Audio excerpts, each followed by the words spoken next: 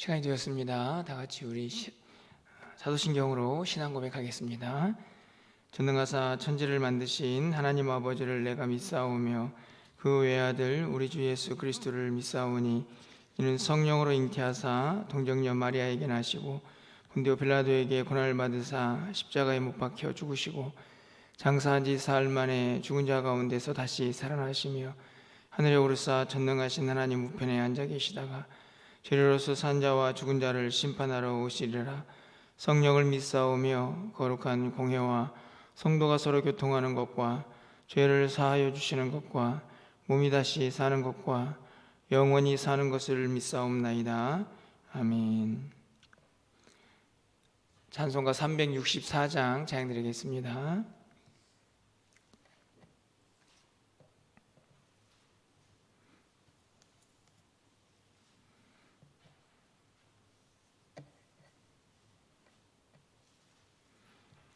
364장입니다.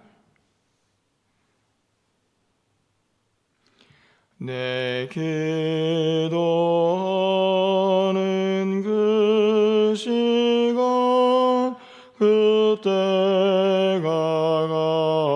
가장 즐겁다. 이 세상 근심 걱정에 얽매인 나를 부르사 내 진정선 주 앞에 낱낱이 바르래요. 큰 불행 당해 슬플 때 나 위로받게 하시네.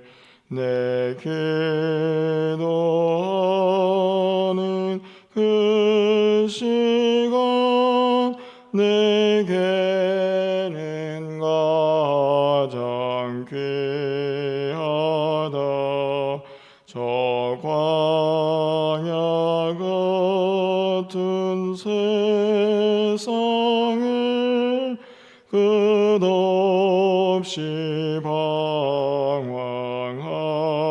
방황하면서 위태한 길로 나갈 때 주께서 나를 이끌어 그 보좌 앞에 나아가 그 은혜 받게 하시네. 내 기도하는 그 시간 그때가 가장 즐겁다. 이때 거친 큰 죄로 내 마음 심히 아파도 참마음으로 뉘우쳐 다 숨김없이 아뢰면 주 나를 위해 복 주사 새 은혜 부어 주시네. 내 기도하는 그 시간 그때가 가장 즐겁다. 주 세상에서 일찍이 저 요란한 곳 피하여 빈들에서나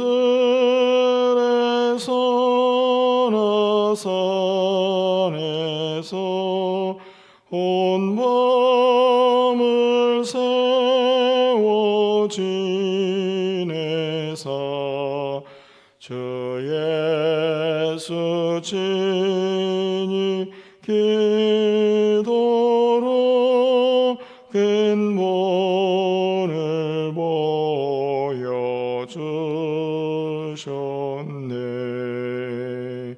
아멘.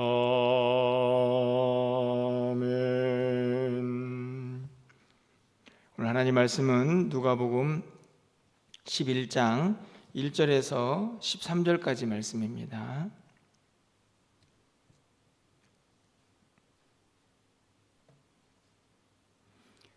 누가복음 11장 1절에서 13절까지 말씀을 제가 읽어드리겠습니다. 예수께서 한 곳에서 기도하시고 마치심에 제자 중 하나가 여짜오되 주여, 요한이 자기 제자들에게 기도를 가르친 것과 같이 우리에게도 가르쳐 주옵소서. 예수께서 이르시되 너희는 기도할 때 이렇게 하라.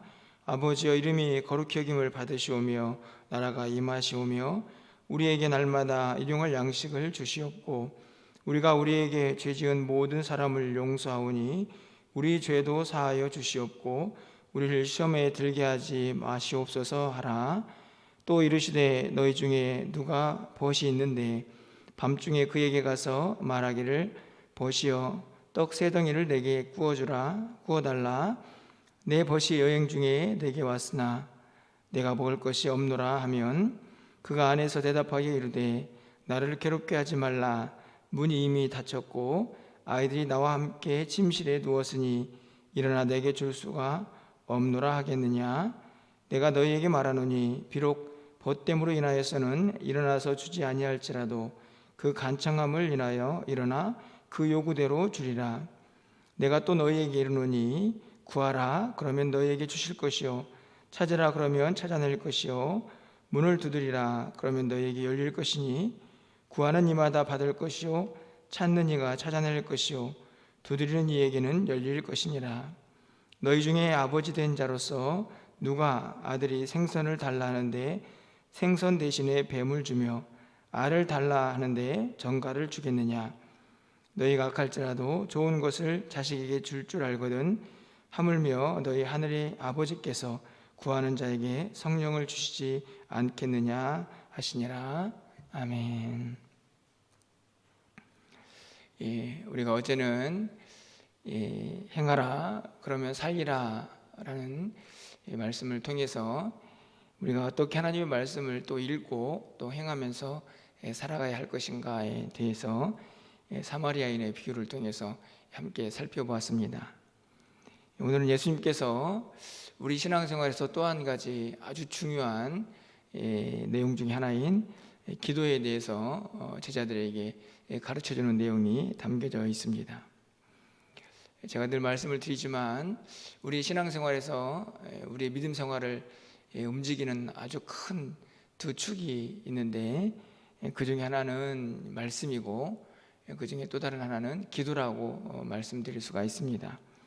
오늘은 그 기도에 대해서 함께 좀 살펴보는데요.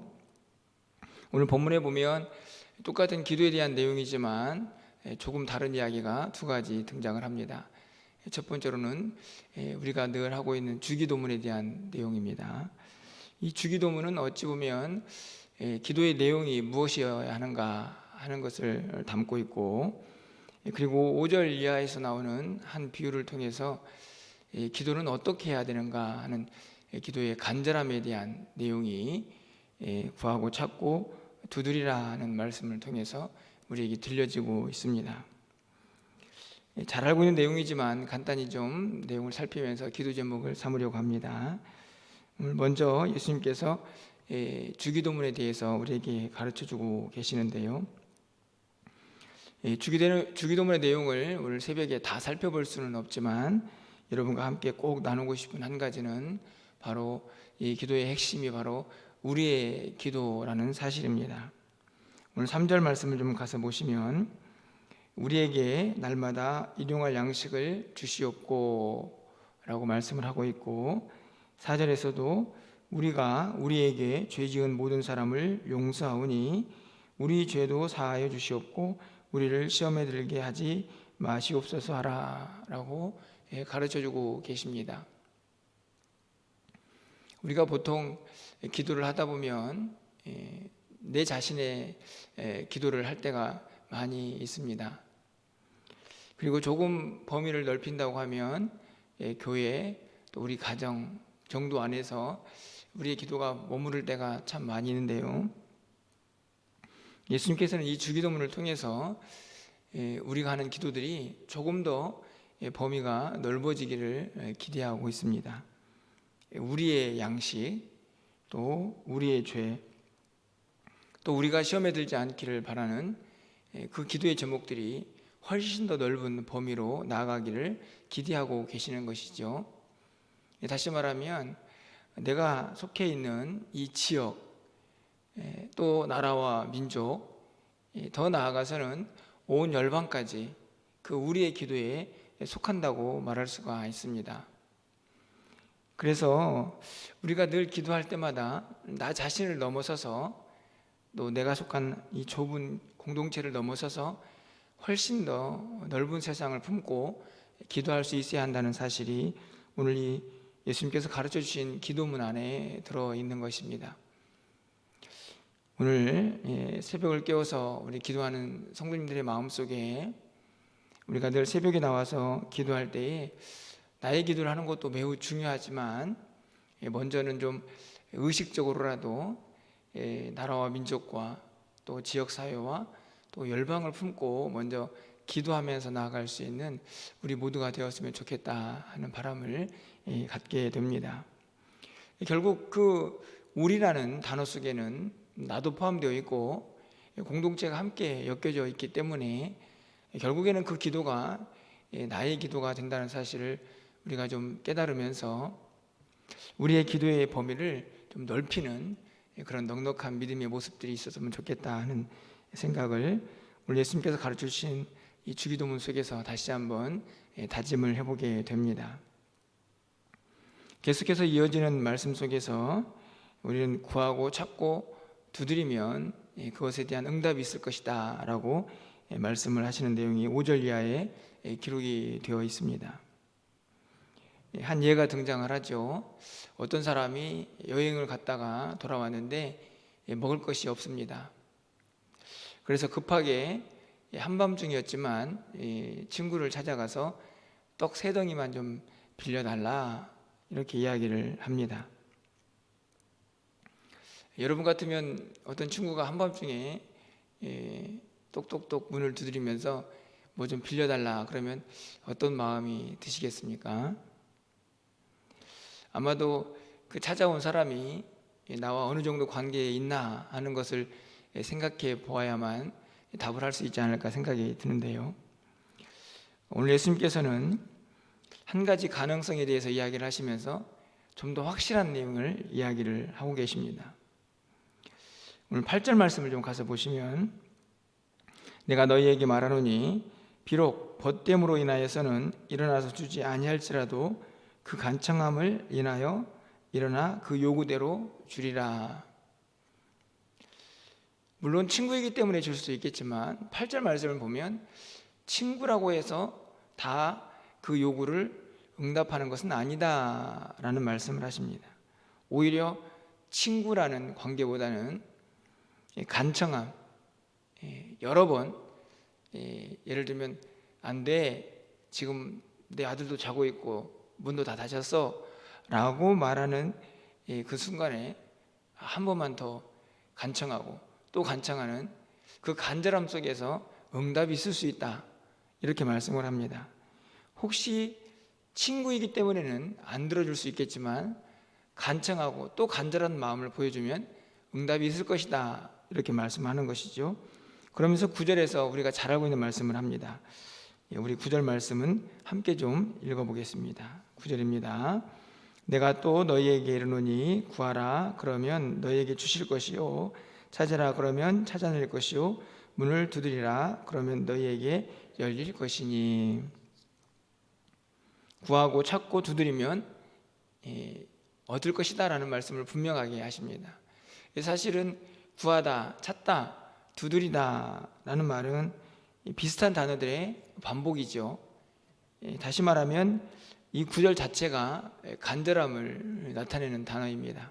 계속해서 구하고 또 안 되면 찾고 또 두드리고 하는 모습 속에서 결국에는 응답이 있을 것이다 라는 말씀을 하고 있는 것이죠. 8절의 말씀과 잘 연결이 됩니다. 친구라고 했을 때에 혹시 그 응답을 하지 않을 수도 있지만 간청하면 결국에 들어줄 것이다 라는 말씀을 하고 있는 것입니다. 그러면서 한 가지 비유를 또 들고 계십니다. 바로 이어지는 이 11절부터 보면 한 아버지가 있는데 아들이 와가지고 생선을 달라 하면 어떤 아버지가 뱀을 주고 또 알을 달라 하면 전갈을 주겠느냐 이렇게 말씀을 합니다. 아버지와 아들의 관계에서 설명을 하죠. 13절 말씀을 가겠습니다. 우리 13절 말씀도 한 번 더 읽도록 하겠습니다. 13절입니다. 너희가 악할지라도 좋은 것을 자식에게 줄 알거든 하물며 너희 하늘 아버지께서 구하는 자에게 성령을 주시지 않겠느냐 하시니라. 아멘. 사실은 이 비유에는 매우 중요한 사실이 포함이 되어 있습니다.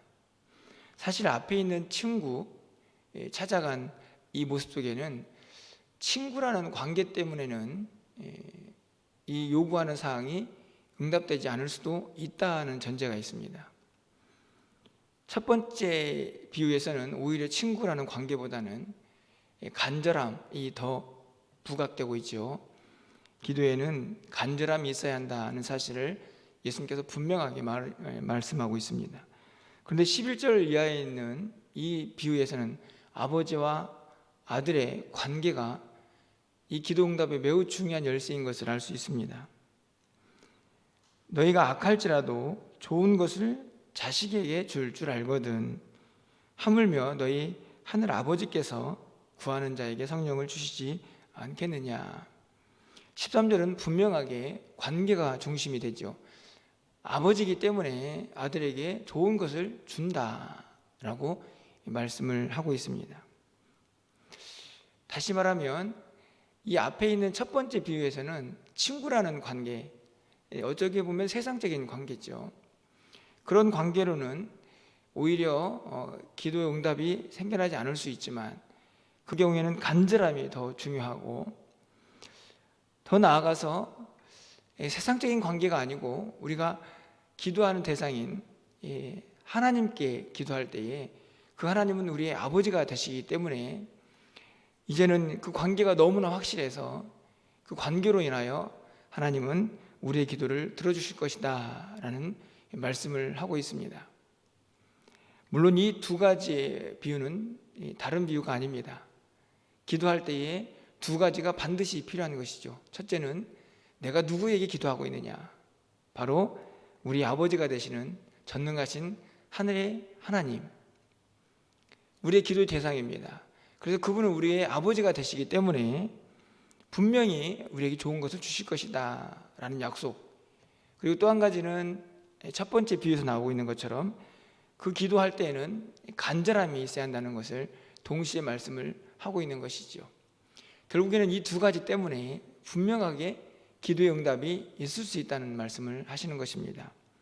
관계 때문에 또 간절함 때문에 우리의 기도는 반드시 응답될 것이다 라는 약속을 하고 계시는 것입니다. 세상에서의 관계는 그 관계 때문에 우리에게 어떤 응답이 없을 수도 있지만 하나님 아버지, 우리의 기도의 대상이 되시는 그분은 우리를 너무나 사랑하셔서 우리의 기도를 외면하지 않으신다는 사실, 하지만 그럼에도 불구하고 우리의 기도에는 간절함이 있어야 한다는 사실, 바로 우리의 진심이 담겨야 한다는 사실을 분명하게 가르쳐주고 있습니다. 그러면서 그 간절함의 내용이 13절에 보면 성령님이다 라는 것을 우리에게 가르쳐 주시죠. 우리가 구할 것이 바로 구하고 찾고 두드려야 할 것이 바로 우리 안에 있는 성령의 충만함이라는 것을 13절에서 분명하게 가르쳐 주고 있습니다. 오늘 본문에 있는 말씀을 좀 정리를 해보면 예수님께서는 주기도문을 통해서 우리의 기도의 범위가 훨씬 넓어지기를 간절히 기대하고 계십니다. 나를 넘어서서 우리의 공동체가 또 온 열방이 우리의 기도 속에 포함되어 가기를 기대하고 계십니다. 뿐만 아니라 우리가 누구에게 기도하고 있는가를 분명히 알기를 원하고 계십니다. 전능하신 하나님, 우리를 사랑하셔서 그 아들까지도 아낌없이 주셨던 그 하나님이 우리 아버지가 되시고, 그래서 그 하나님은 우리의 기도를 들으신다라는 사실을 우리가 잊지 말아야 한다는 것입니다. 뿐만 아니라 그 기도에 우리의 간절함이 있어야 한다는 사실을 결코 잊어서는 안 된다고 오늘 우리에게 가르쳐주고 계십니다. 가끔 기도하다 보면 왜 하나님은 내 기도를 안 들으시지? 왜 기도의 응답이 안 생기나 하는 그런 생각이 들 때가 있습니다. 하지만 한순간도 우리가 그런 생각을 해서는 안 되는 이유는 하나님 우리의 아버지가 되시기 때문입니다. 우리의 기도를 들으시는 것이지요. 비록 그 응답의 방법이 내가 원하는 바는 아닐지라도 하나님이 들으신다는 사실을 우리가 결코 잊어서는 안 된다는 것입니다. 말씀을 맺겠습니다.